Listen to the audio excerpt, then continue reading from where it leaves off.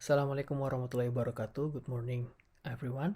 Today I will present my analysis on the Indonesian commercial airline industry during the period 2022 to 2024, using an applied microeconomics framework. This industry is very relevant because Indonesia is an archipelago country with more than 70,000 islands, which makes air transportations is not only a business sector but also strategic economic infrastructure. In these presentations, I will analyze how market structure, demand, supply dynamic, firm behavior, and government interventions shape pricing decisions and welfare outcomes in these industries.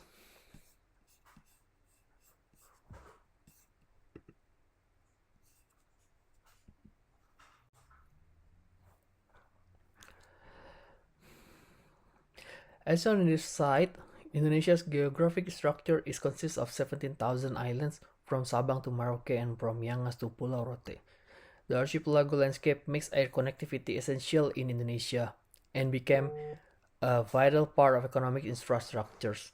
From a market definition perspective, the relevant market is not national general, but route-based or city pair-based competitions. The buyer consists of the tourists who are price sensitive, the business travelers who are time sensitive, essential passengers in remote areas, and seasonal passengers, while the sellers are fuel service airlines, low-cost carrier, and regional operators. Although the core product is transportation from point A to point B to move people from point A to point B, differentiations occurs through the schedule, punctuality, additional services, loyalty program, and ancillary fees. Because there are limited firms and high entry barriers, this industry is best categorized as the differentiated oligopoly.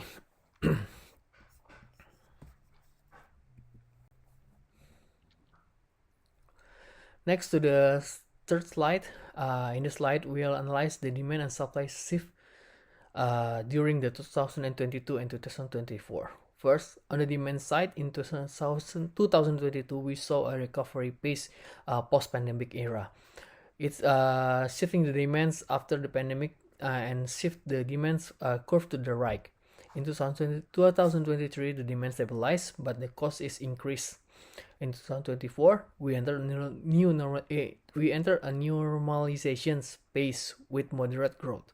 On the supply side, short-run supply in airlines is relatively inelastic because flight size, airport slots, and schedules cannot be adjusted easily.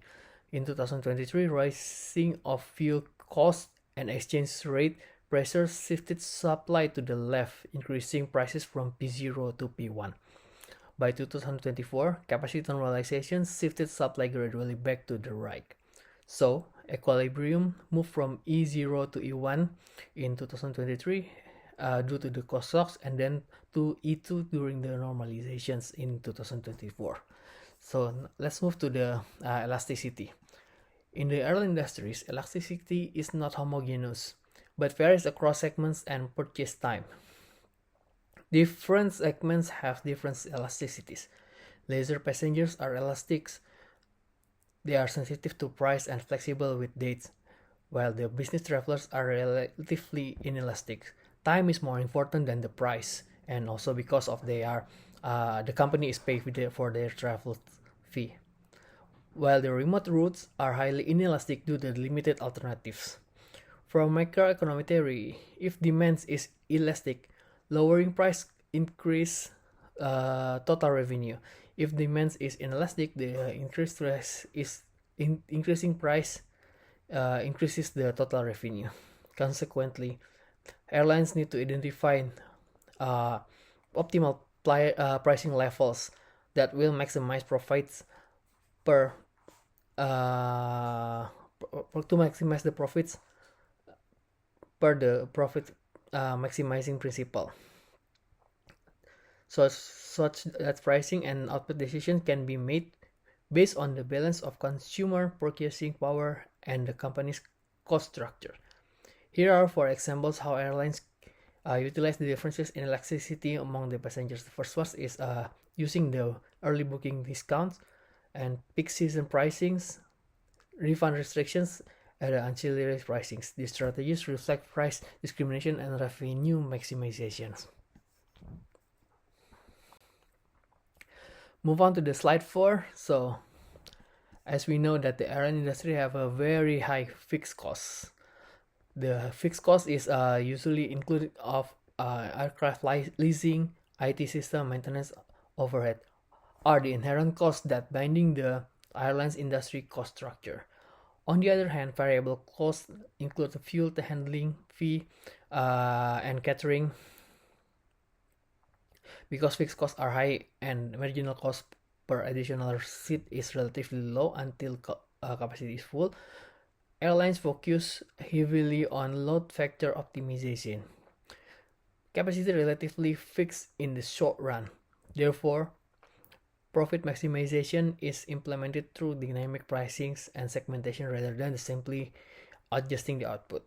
Revenue management becomes the key strategy to maximize profits to predetermine the capacity.